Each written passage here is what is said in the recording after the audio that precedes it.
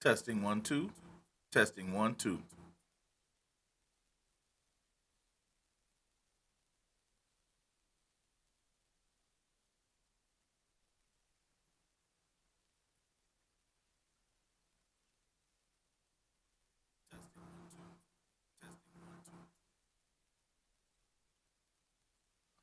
Alrighty, that sounds pretty good. So today, get a chance to see the new studio setup, and we get to have a different type of podcast today. Let me change this a little bit because it's still echoing in my ear like crazy.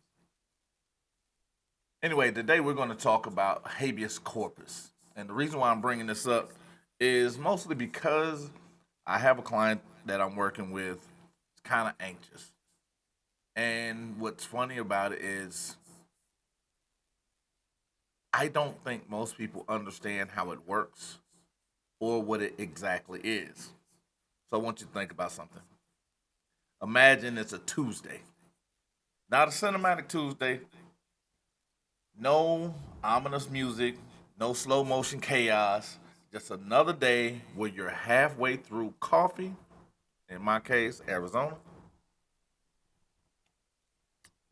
But nevertheless, you're also halfway through your patience. And then the world changes.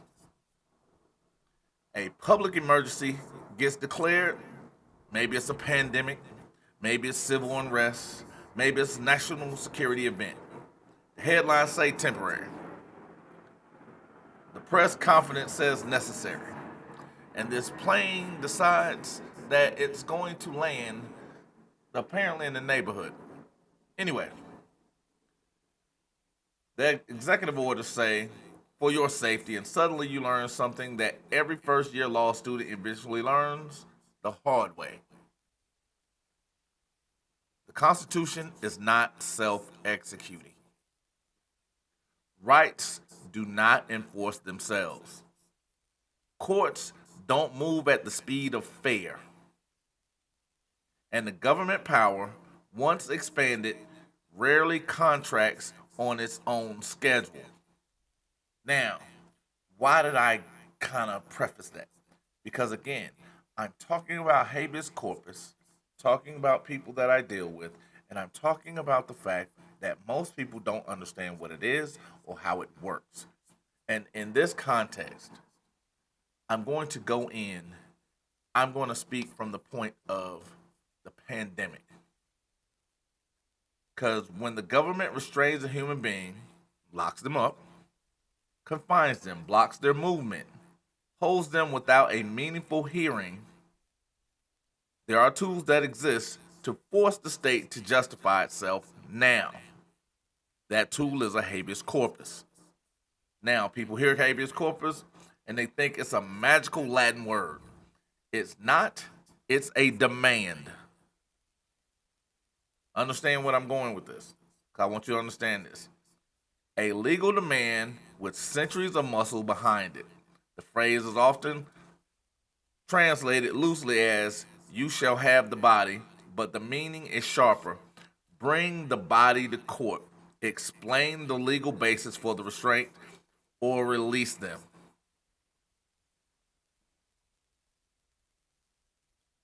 The one thing I'm leaving out in this is the effects aren't immediate, but they are meaningful because the choice isn't there for those who hold someone. Because there are, again, everything that you do has a process to it. This is a effective process.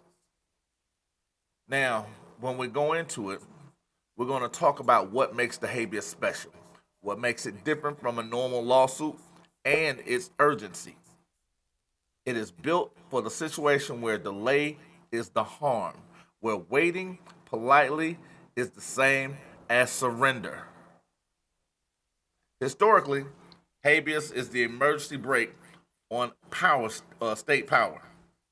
It's the device you pull when the machine is moving and someone is trapped inside. Now, again, Not great examples, but the best examples for this point. Because while it's not immediate, generally your first safeguard is actually them doing the right thing. That just doesn't happen. That's mean like your brakes don't they work, but when they don't, you pull the emergency brake. But understand, just as when you're pulling that emergency brake, right then, your car does not stop immediately. Why? Because that is a secondary device, not the main one. So when you're applying a secondary device, there's still a little extra roll that might be inflicted upon you. That's what the habeas corpus is.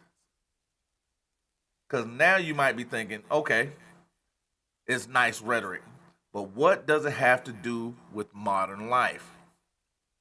And in my example in this, it's going to be everything. Because the modern legal landscape has revived the oldest constitutional tension we have: collective safety versus individual liberty. And what I'm talking about here is I'm talking about the pandemic, because we have a new set of legislation that is being enacted since 2020. 2021 until now, there's a movement that most people are not paying attention to. They're not catching up with, and they're not understanding how it's being applied. And in the moments of crisis, governments reach for what they always reach for: the emergency powers. And they have the ability to do that fast. Lockdowns, quarantines, curfews, business closures, vaccine mandates, mask requirements, travel restrictions, and less visible but equally real: detention decisions in jails, prisons, immigration facilities, and psychiatric holes that become harder to challenge when the courts are slowed, closed, or overwhelmed.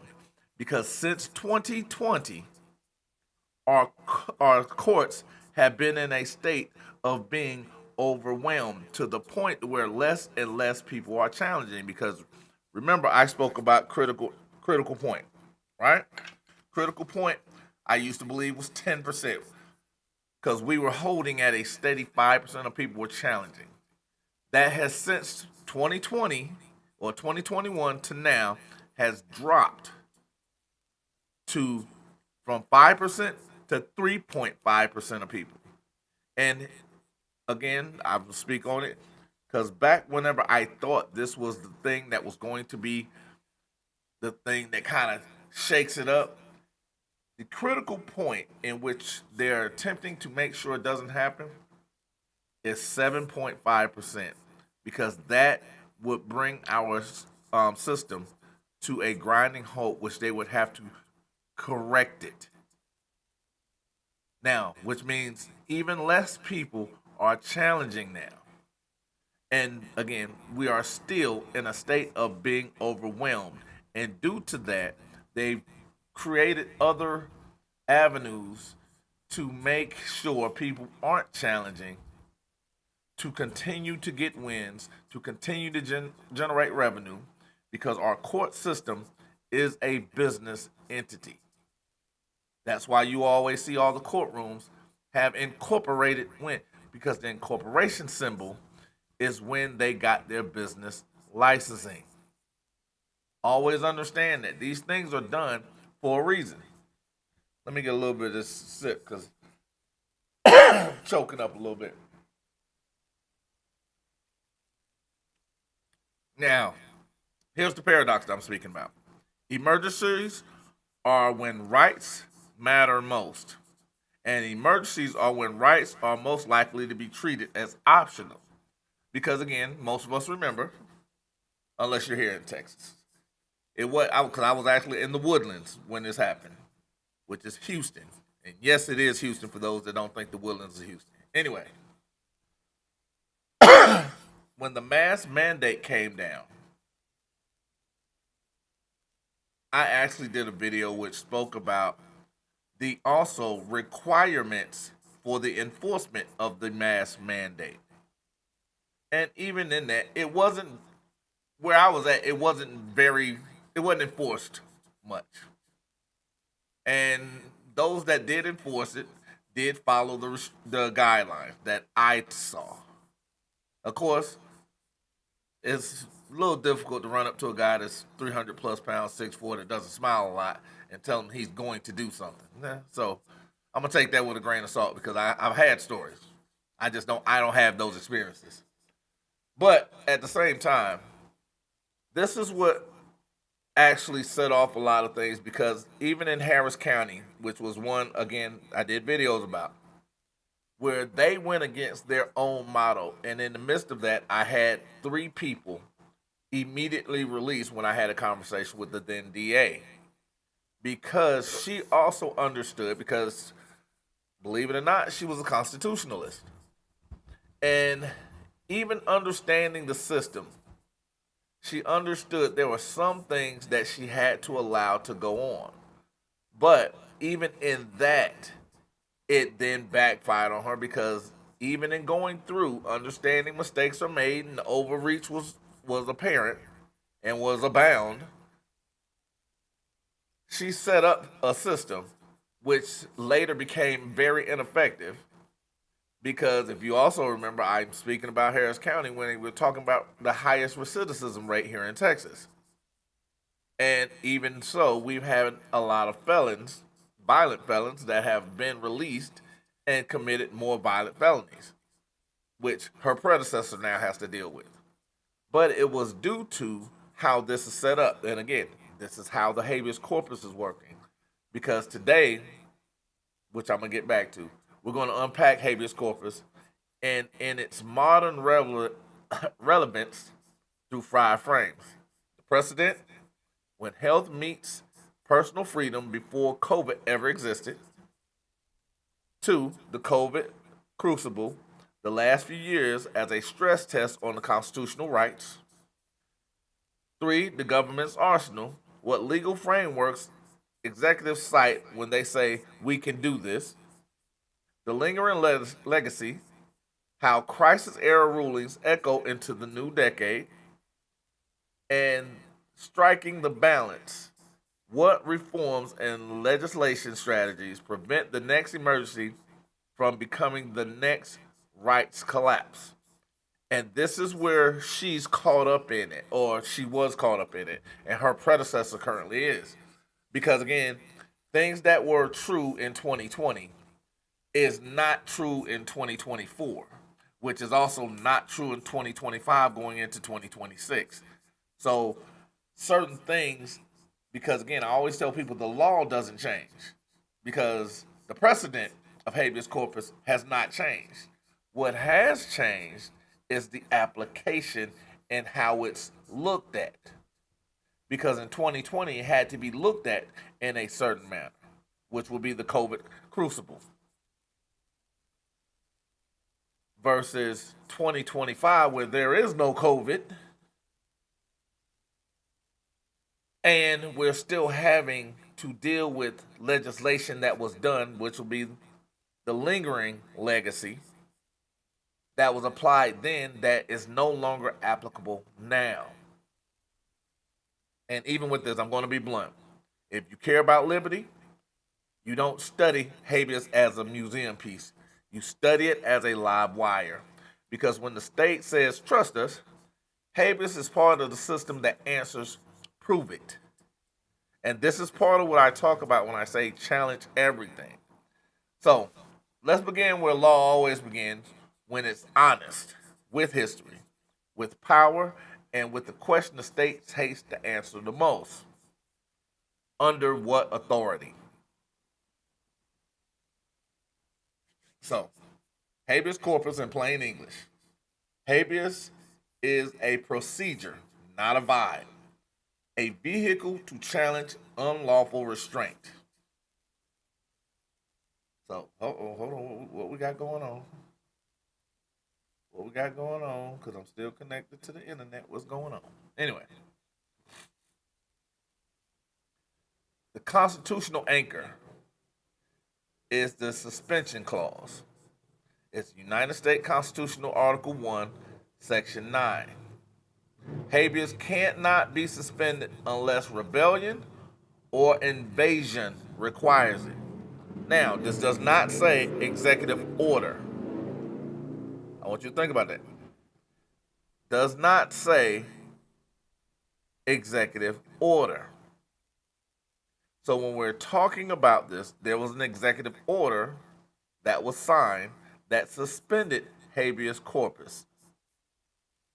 Understand that it's there.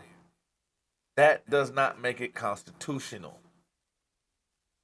So when we're talking about these aspects, you're going to hear certain things from it. And there are certain means in which you can still have it enforced. This is where I talk about the understanding that most people do not have.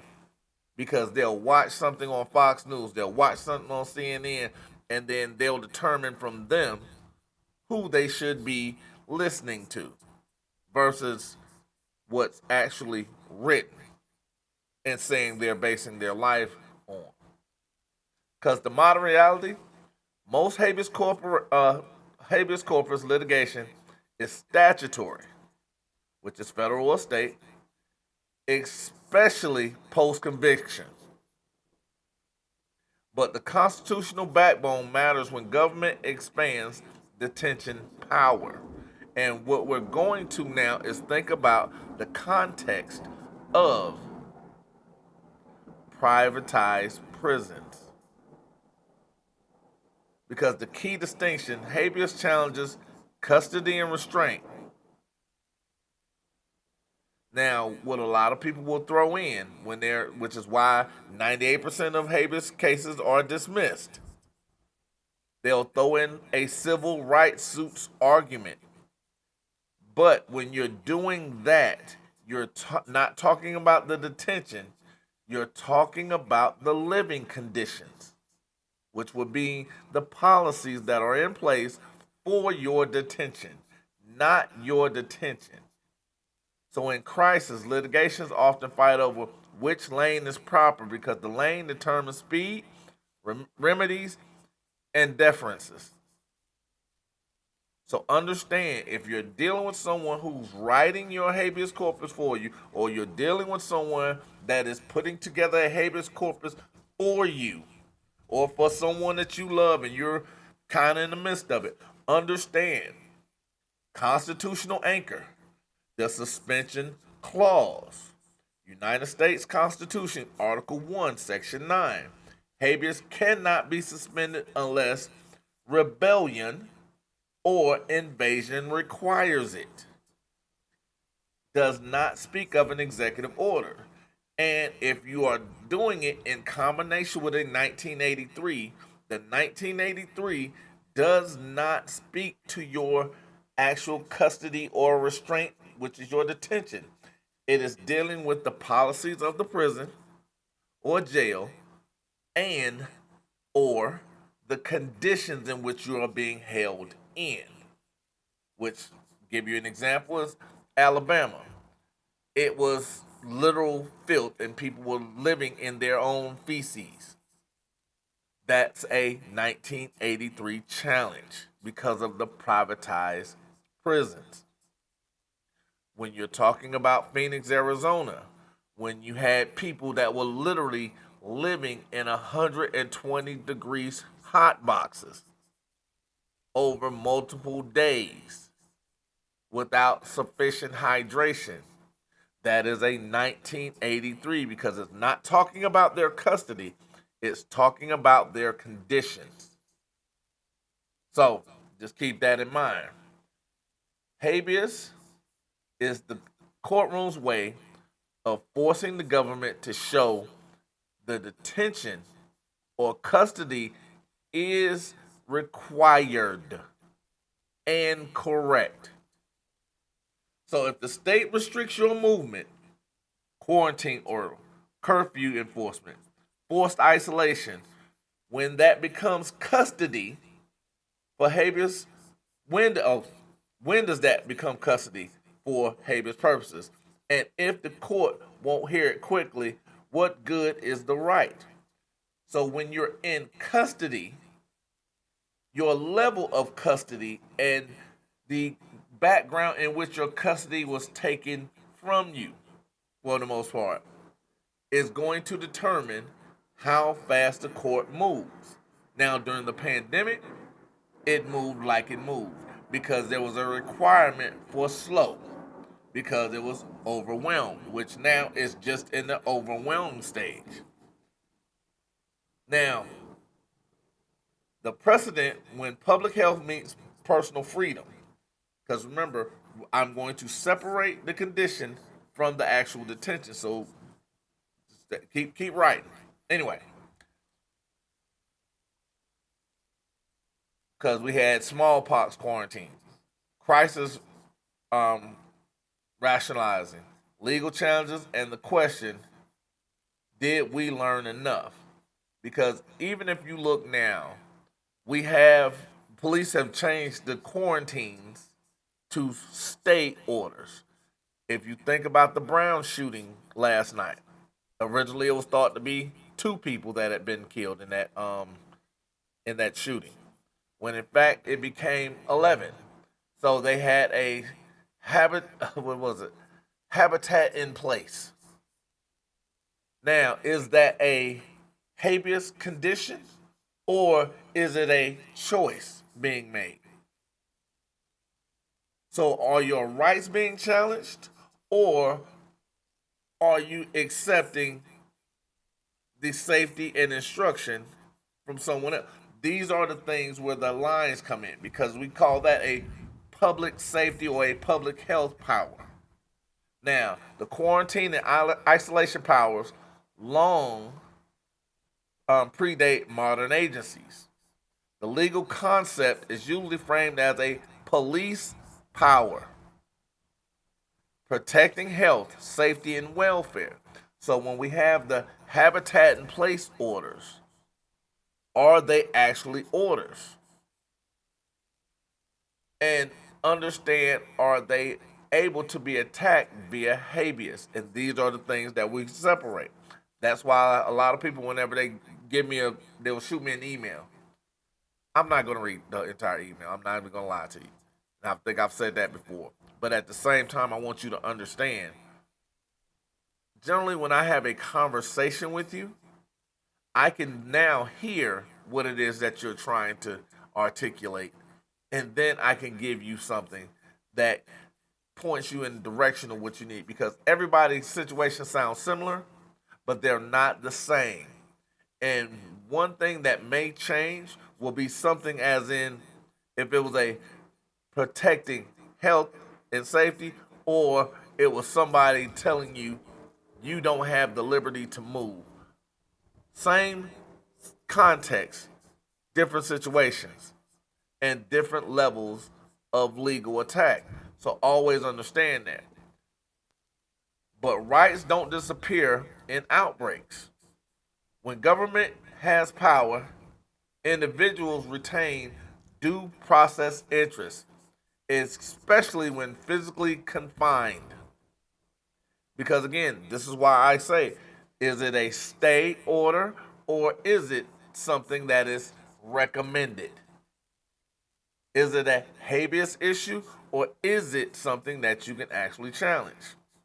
Now, what history teaches us is emergencies expand executive decisions, which again, we do have an executive order that states that habeas is suspended.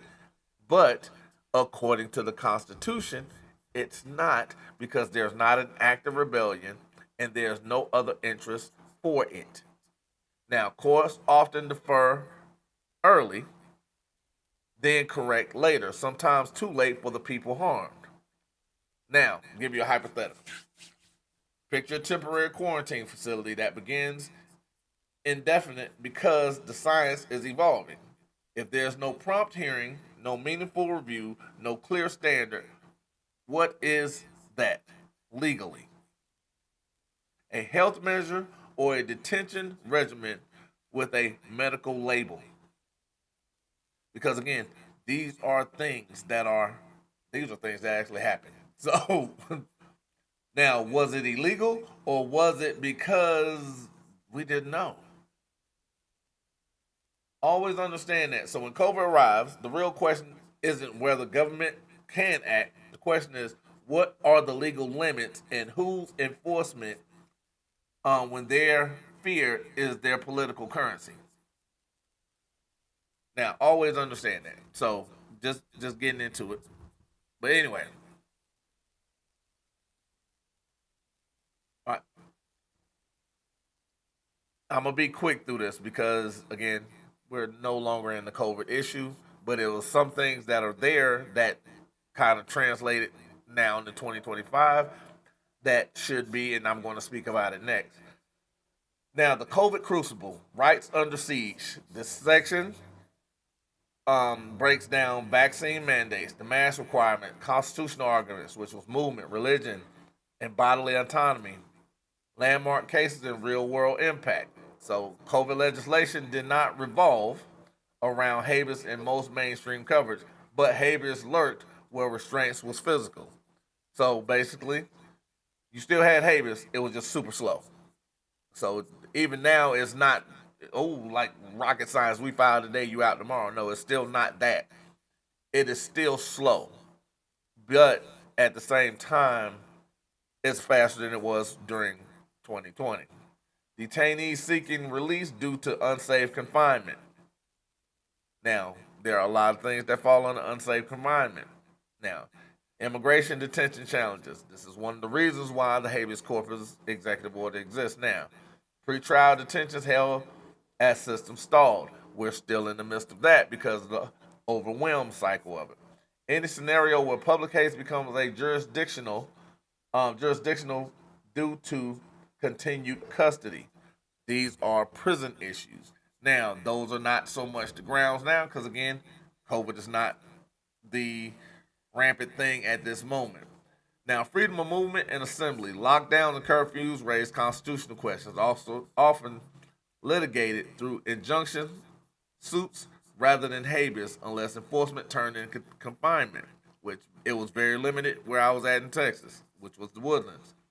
Religion restrictions on worship triggered major court battles over neutrality and comparability, treating religious exercise worse than secular analogs. Now, the context of this was the assembly inside the buildings and things of that nature. But what I also had a few things that happened were the women going into certain areas wearing hijabs. Now, those things are restricted from being tampered with, even in federal buildings. And we ended up having to educate a few people, and a couple people got paid from that because these things are protected by the Constitution and these people's oath that took them, that never read them. Right? And bodily autonomy. Mandates raise questions about the boundaries between collective risk management and individual choice, litigated through administrative law, constitutional claims, employment law, and state statutes. Again, it was generally due to I have health conditions, I have religious aspects, blah blah blah, which is why you then had the Amazons and the other few things kind of take off due to delivery. Now, the Havers pressure point explanation. When rights are invoked by a policy, you sue the policy. When rights are violated by a cage, you demand the person. Remember that. One deals with the 1983, one deals with the habeas. So, the hard question to pose: do you want a legal system where the remedy arrives after the emergency ends? Because a delayed remedy in detention is not a remedy, it's a eulogy with footnotes. Now, government power arsenal and the legal basis for emergency powers. Now, with this, I did not realize my battery was going to die this fast. Anyway, I'm almost finished, so I hope you guys are enjoying it, and I hope you like my new setup because I actually do get to be outside and enjoy this weather and have very good like this. I think the quality of the video is pretty decent, and I hope the mic sounds okay. Well, anyway, let's talk about the government's arsenal. Emergency Powers Act, Public Health Service Act, police power, thresholds, and overreach. Because we had an abundance of overreach during COVID, and we have even more now because most people, again, don't understand the enactment or how to preface or differentiate, for the most part, the 1983 from the habeas, or how either works. Now, the state level, governors and health departments often rely on emergency management statutes and broad public health codes, which just makes them illegal because they're void by vagueness. Now, the federal level, public health authority is narrow than people assume because, again, everything has to flow from the federal down and they have to be concise. The federal government often acts through funding, agency rules, broader transportation, workplace regulation, and coordination, while state handles the heavy police power lifting. Now, the judicial review standards, courts ask, is there statutory authority? Which means, is there a case that goes along with that? Because each statute must have case law that supports it. Is the action rationally necessary under the statute? Are the constitutional violations speech, religion, equal protection, or due process? Are there procedural safeguards? All of these things have to be in place in order for them to be enforced. And what happens is when you have overreach, now get your pen and pencil out. No clear end point. No meaningful hearings or appeals. Vague standards as needed for safety with criminal penalties. Unequal treatment.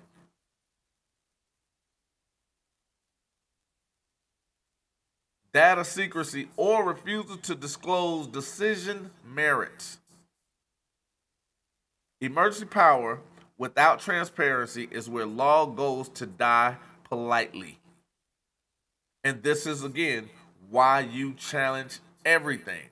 Just because someone says it does not make it okay. Because that was the one thing I think of all the things my father gave me, that's the one thing that I hung on to because it allows me to question anything that's being thrown at me. Right? And if I don't like it, I don't go along with it. Because it requires not only self discipline, it requires self thought, and it requires self interpretation. Now, we're going to go into the long term implications, the proposed legislative challenges, and the shifting balance. Because the points we're going to cover are going to be the crisis era precedents that become templates. Legislation may review emergency statutes, tighter definition, reporting requirement, judicial review triggers, mandatory legislative approval over so many days. Courts may recalibrate how much deference they give agencies, especially when the core rights are burdened. Because the more you challenge, the more they have to question what it is they're doing. And again, by more people accepting, which will mean less people challenging, they are going to continue to run rampant because we were getting to that point of crucible change. Now, we've kind of reverted back because we've gone to a point of convenience and fear acceptance and becoming victims and blaming everyone and everything except ourselves. And this is why I understand that it's not easy to listen to me. It's not easy to go along with me because at the same time, I'm holding that mirror up not only to you, I'm holding it up to myself because there's a standard in which you have to live by. This becomes a action in which you determine how it goes. Maybe I need to keep this over my ear. Got all kind of bugs out here. Anyway,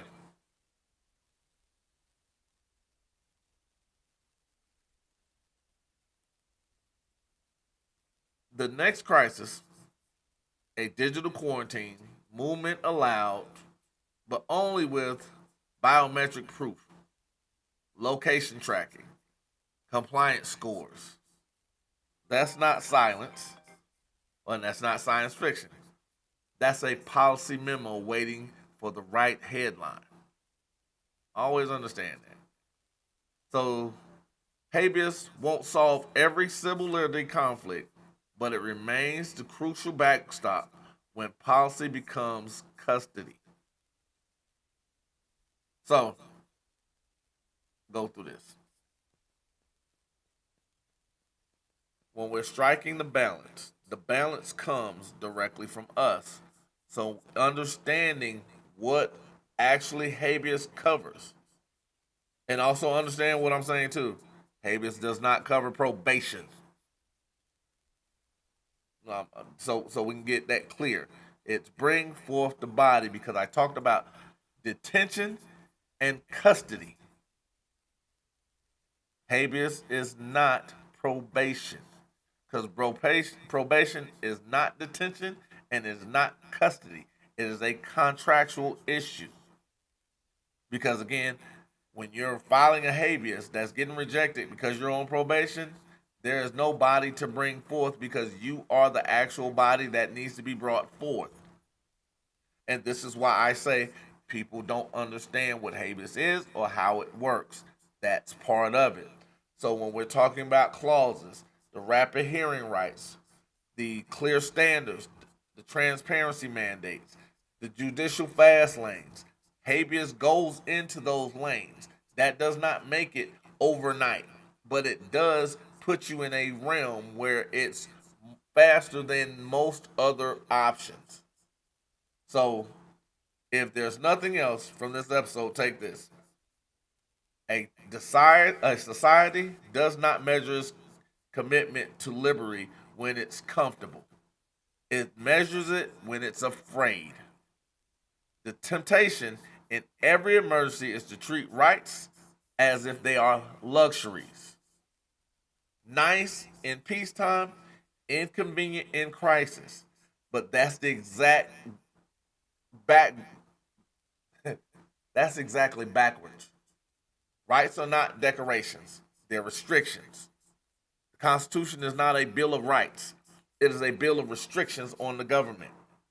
They exist to restrain the power when power feels most justified because it's only power if you allow them to have it because you have to give it. The power flows from the people. And the second you forget that, they benefit from it. The second you stop holding them accountable for the things they're saying and doing, they then encroach on it. And that's why you have the overbreath, you have the overwhelmed, because they're stopping the challenges, because they're making sure you don't want to and you don't understand how to. A habeas corpus is the oldest, most direct expression of that principle. It's not a political slogan, it's not a partisan tool. It's a legal demand that survives administration and ideologies. If you restrain a human being, you owe the court an explanation. Now, the modern world complicates this. Power is more administrative than ever. Restrictions are most often indirect permits, mandates, compliance regimens, travel rules, algorithms, blacklists, bureaucracies, delays that quietly become deprivation. And that's precisely why the habeas still matters. Because when systems get complex, accountability gets slippery. The more layers between the decision and the harm, the easier it becomes for government to say no one is responsible. Habeas says, I don't care whose desk is on, bring the body, show the law. So when we saw something else in COVID, something else every lawyer should admit out loud, courts are human institutions. They respond to context. They defer when public panic. They correct themselves when the panic fades. That time lag is where injustice lives. So if we want to prevent future clashes, if we want to keep the next emergency from becoming a blank check, we need reforms that do not do two things at once. They must give government enough flexibility to respond quickly, and they must guarantee that liberty claims are heard quickly. Speed of power without speed of rights is not governance, it's domination and it's dictatorship. And it just has better branding. So here's my challenge to you. Whether you're a lawyer, a student, someone just doing this pro se, someone just learning, start asking the most powerful legal question there is calmly, consistently, resiliently. Under what authority? And follow it with the second most powerful question: where is the review? Because those questions disappear, rights becomes. Let me slow down because I went to speed. I want to get this out. Because when those questions disappear, rights become suggestions. And when rights become suggestions, the only thing separating order from abuse is the mood of whoever is wielding the power. Habeas is not a relic, it's a warning system. It's the alarm you won't install before the fire starts. So if you want more episodes breaking down real constitutional tools for real world crisis, follow and share this podcast. And if you ever wondered what your rights look like when they're tested, stay here. That's what we do. And don't forget to support, follow, and join the Supreme Decisions Legal Minute podcast. And I'm out.